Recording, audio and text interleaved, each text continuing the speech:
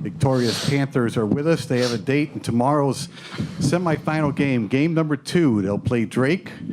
We'll have a Illinois-Iowa semifinals tomorrow, Bradley and Loyola, and Drake and Northern Iowa. Wyatt Lowhouse and Trey Burhow represent the student body for the Panthers. We're going to ask head coach Ben Jacobson to make a statement on the game, and then we'll have questions for all 3 Panthers up here. Ben, please. Yeah, thanks, Joe. It was what a great game. We've had a lot of those with Southern Illinois, and this one wasn't much different. I thought we were maybe just a little bit, maybe just a half a step ahead for a while in the game. And both teams played extremely hard, but we were able to get just a little separation, and as they've played great here in the last 10 days, and they did what a team like that does when they've got a group of seniors and extremely well coached and playing the way that they're playing. They got it to a point where they had the same chance to win as we did, and like I said, we've just seen that a lot when we've played against Southern Illinois. These guys, these 2 guys are great. I thought Trey battled Fletcher all night long. Was able to, in the first half, did a terrific job on him, and that really helped us get to that lead at halftime. Wyatt was terrific all night. Loved how aggressive he was. Loved the shots that he was getting to. And then we got a big lift from Justin off the bench. That first half from Justin really helped us. So proud of these guys. Love what they're doing. Questions? Start here. Number 2, Todd. Go. Jake, you had a situation earlier this season where AJ had the ball in a kind of similar deal. Final shot against Loyola didn't fall. Did you tell him anything after that game? And just what did you want to see in him in that moment there tonight where he had the ball in his hands after the go-ahead 3-pointer? Yeah, I did. I told him that we'll take that in that same situation. We'll take him with the ball in his hands, and the shot he had at our place, the one you're talking about, we'll take that every single time. That's all I told him, and he said, "I got you, Coach." And when I said it, I know I was speaking for these guys as well. I was speaking for our team when I told AJ that, and tonight, man, he was strong on that play. There was he had to work to get himself to a spot. That was a lot of strength to get to that spot.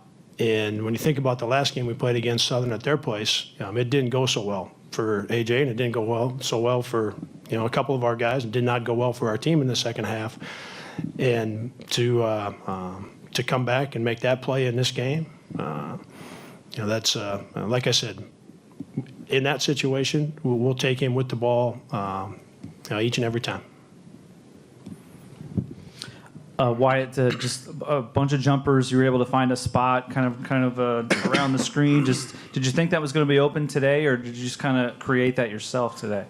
Yeah, that's something we talked about this week in practice a lot. They kind of changed up how they're defending the ball screen, sagging off that 5-man and kind of trying to just guard it with 2 guys. So we talked about just waiting for the screen, getting the defender on me, and then kind of just reading that big man and putting pressure on him. And that's a shot I'm really comfortable with, that little mid-range pull-up. So I felt they were just giving it to me, and, a few of them went in.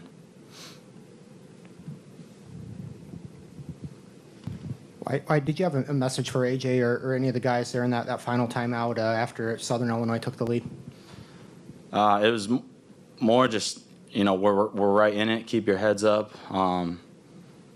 We got to go make a play.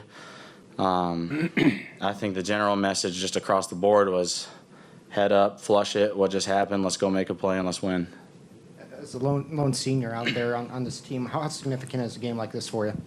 It's awesome.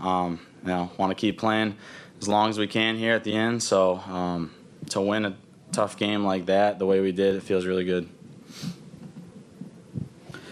Ben, you seem to give Pippen that free throw line jumper instead of kind of maybe letting him post up in the rim. Were you kind of willing to give up 15, even 20, what he had, not to let him beat you in the other ways? Yes. When we looked at everything that that Southern has and what they were going to throw at us in this game at both ends. You got to make a decision. At least we felt like we did for us at the defensive end because of the versatility that they've got with the lineup. Pippen has been he's been really good, and he's been really good here late. But Fletcher and Lloyd are getting 40 points a game in the last 5. So you've got to take care of those guys. And I said it, I believe yesterday is when I talked about it. I think McGill and Cook are the most underrated guys. They don't get talked about much in our league. You don't hear their names talked about a lot. I think they're the most underrated pair of guards in our league. So yes, we had to give up something. We weren't going to guard him at 17 feet, guard Fletcher and Lloyd in all their spots, keep the 2 smaller guards, Cook and McGill, keep them out of the lane. There's a lot to handle with their team. So in looking at what we, our list of things, that was something that we were going to give up. Trey, obviously you'd gone 4 games going into this without knocking down a three-pointer. What was kind of your process like to going into this game and trying to get back on track? What were the keys for you to kind of recover there? It's probably the same thing every game. Just let it fly. Get the ball and shoot. Coach has been preaching that to me, so nothing. Don't go overboard. Don't do anything anything that I don't do. Just keep it simple. So, just catch and shoot and stay confident in myself. That's what I did, so. How comfortable are you feeling out? How comfortable were you feeling out there in the second half? It looked like you showed some poise there with the hook shot and then the big three-pointer, a little bit of emotion there. What kind of stood out from that moment? I feel like we're pretty comfortable in these situations now. We've gone through the whole season, had a lot of close games. So coming down like in the crunch time, I guess making some big shots is nothing new to us. So if I make it, someone else will make it. So it's a lot of trust in the team. So we're just really used to being in those close situations. Your first year with this team after playing with another team, what's kind of unique about the chemistry of this group, or how would you kind of say, what's kind of stood out about how these guys have kind of come together here? I think the big word is together. We play together. We have trust in every single one of us. And if one person doesn't make a shot, no one's going to get down on you. They're going to trust and make sure you're going to make the next shot, and they're going to believe in you throughout the whole game. Coach AJ kind of struggled early, and you had, like you mentioned, the production out of Justin, Wyatt, some other guys stepping up. What did that kind of say about your team, the type of depth that you had kind of displayed there tonight? Yeah, and I think that's why we played so well in February. And we played pretty darn well in January. Also, didn't win all the time, but we played pretty good in January. But I think in February our offense really ticked up, and we were. It was either before the last 2 games, either 7 of 9 or 8 of 10. We were 1 point per possession or higher with our offense, and that's taken in a lot of games. That's taken in, of course, some road games and playing against some good teams in that stretch. So. And the reason that the offense is better is it's been everybody. The ball has moved a lot better here in the last 6 weeks, and I think that's the part of the process that I've really enjoyed being a part of. I was learning as much about our team in November and December as they were learning about each other, and we were trying to figure, there's a lot of things we were trying to figure out, and I give these guys a ton of credit for the way that they have shared the basketball, the way they've moved the basketball, and that's led to what happened tonight. We don't need, just AJ or just Wyatt or just Trey to make threes or, on down the list. We don't need just one guy or just 2 guys in order for us to play well on offense, and that's, like I said, these guys deserve a ton of credit for that. Abby? Coach, looking ahead to tomorrow with Drake, what are going to be the keys for that matchup for you guys? Yeah, that's boy, I don't know yet, and I appreciate your question. We'll watch their game from tonight. Obviously a different lineup for them, and I was able to watch part of the second half after we got here and see some of that, but without Wilkins.